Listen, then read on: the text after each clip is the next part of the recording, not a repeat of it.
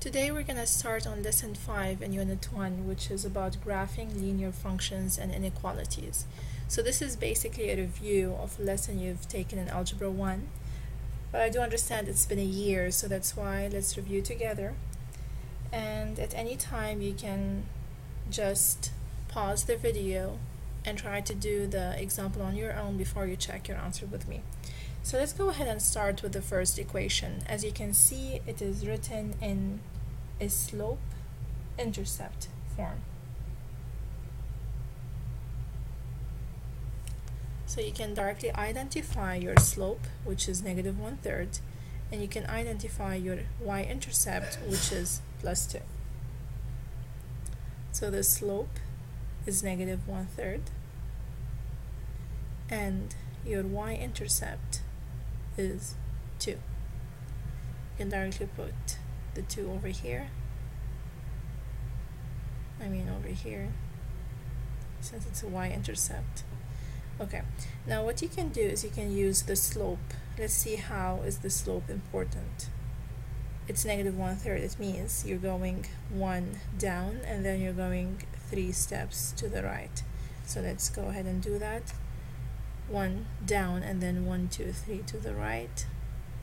Then 1 down, 1, 2, 3 to the right. Oh, there you go. That's your x-intercept.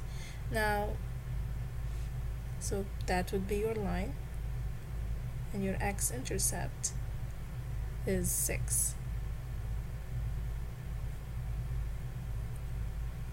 Excuse my line, I'm sorry about that. You have to be using the ruler to have a better line than mine. Now, how can we do that on the calculator? How can the calculator give us our x-intercept and y-intercept? Every time it's written in the slope-intercept form, you don't have to do much really. You just need to plug in your equation over here. So negative parentheses 1/3 x plus 2. Then you can go to second graph, which is going to give you the table, and when x equals 0, y equals 2, and that would be your y-intercept. And when x equals 6, y is equal to 0, so that would be your x-intercept. This is another way of finding it. A third way, basically, it could be like using the equation, and every time you need the x-intercept, it means y is equal to 0, so you can just plug in 0 for y, so 0 is equal to negative 1/3 x plus 2. And then what you do is you go ahead and solve for x. Just like what we did in lesson 1, you subtract 2 from both sides. So what's going to be left is negative 2 is equal to 1/3 x. Then you multiply the whole equation by negative 3, or you can divide the other side by negative 1/3. So negative 3 times negative 2 is 6, is equal to x. And as you can see, of course, you're going to get the same answer. So these are 3 methods. You can use the y-intercept and the slope by counting down, and then 3 steps to the right you can get your x-intercept, or you can solve for x-intercept by setting y equals 0, or you can use your calculator. Any method is acceptable as long as you get the right answer. Now let's move on to the second slide.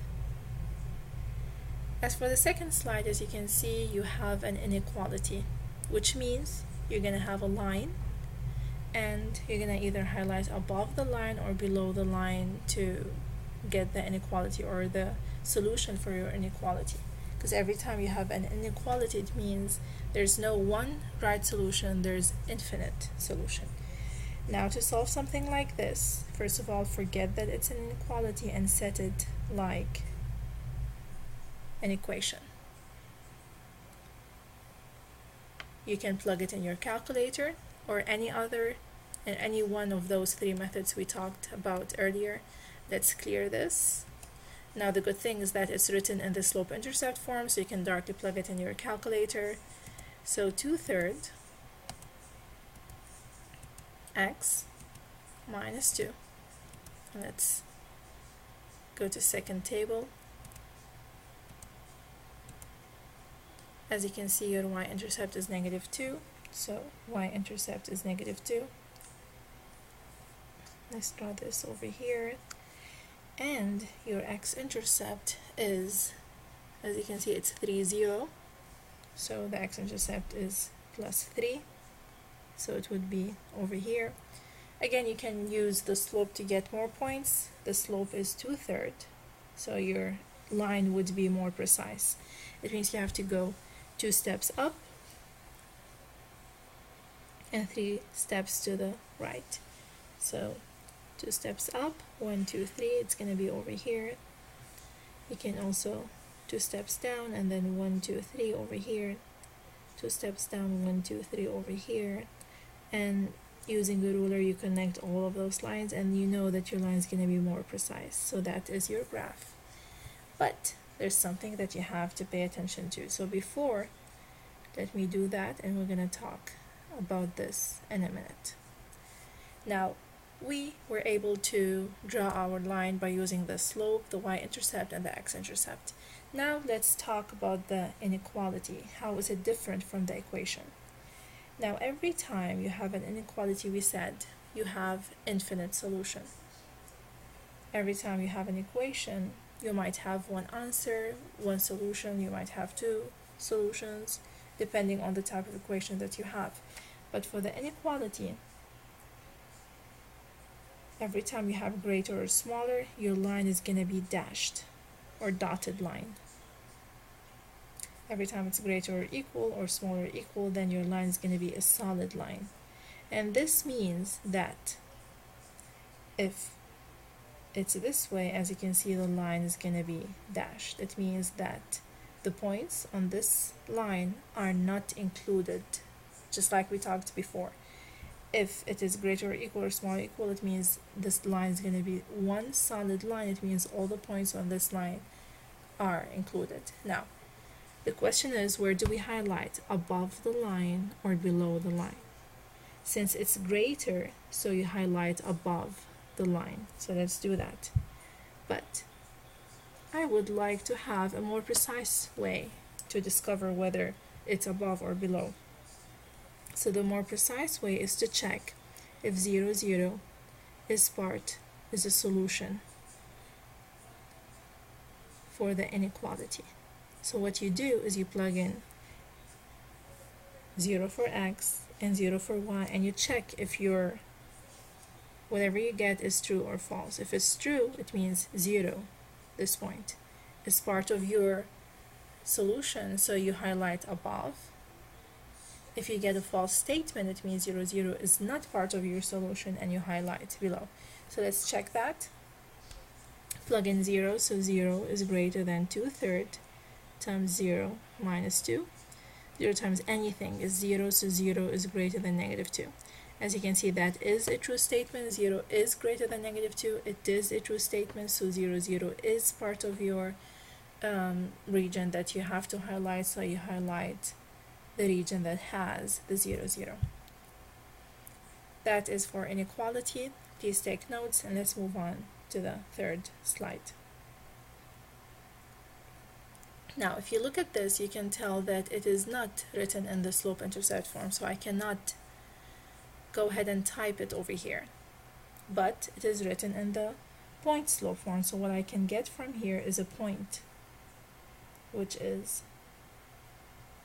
opposite of the one over here, which is -1, and also opposite to the y over here, which is a 2. So -1, 2 is a point on this line. It's a point over here. And the slope is 2.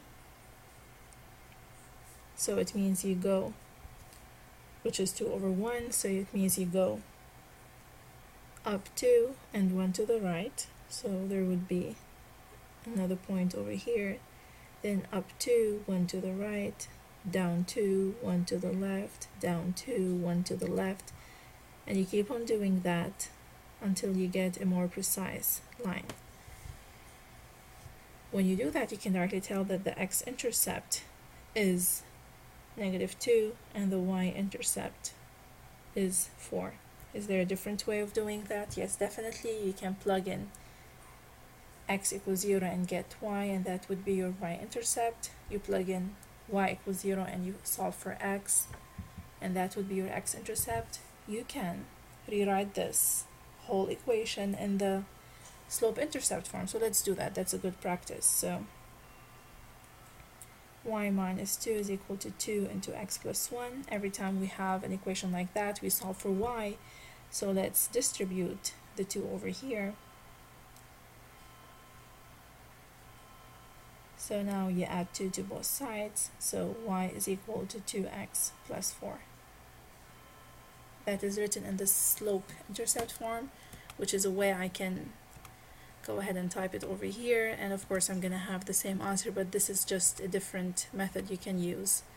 And you do second graph, and as you can see, 4 is my y-intercept, which I figured out earlier, and negative 2, 0 is my x-intercept, something that I figured out earlier too. So any method would be acceptable. So as you can see, it's important to write any equation into a slope-intercept equation if I want to plug it in a calculator. So this is a good practice. Let's go ahead and do it. Let's try to change the standard equation to into a slope-intercept form, and this also standard form equation to slope-intercept form. Pause the video please and go ahead and do it on your own, and then check the answer.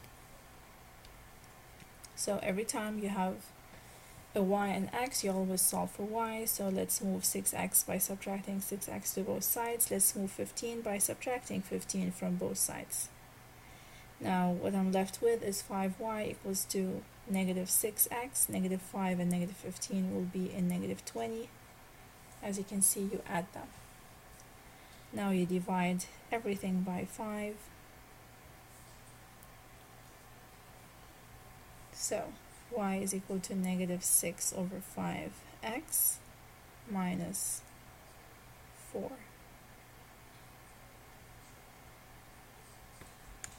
That would be in the slope-intercept form.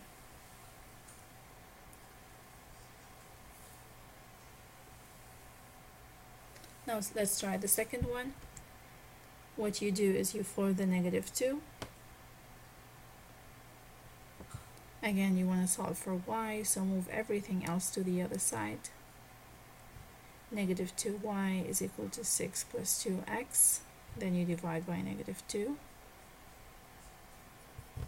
So y is equal to negative 3 minus x, and that would be in the slope-intercept form.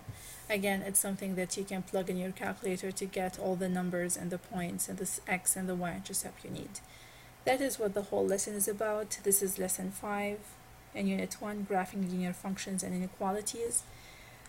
Please go ahead and review, take notes in your interactive notebook, and start on your practice. If you have any questions, please let me know.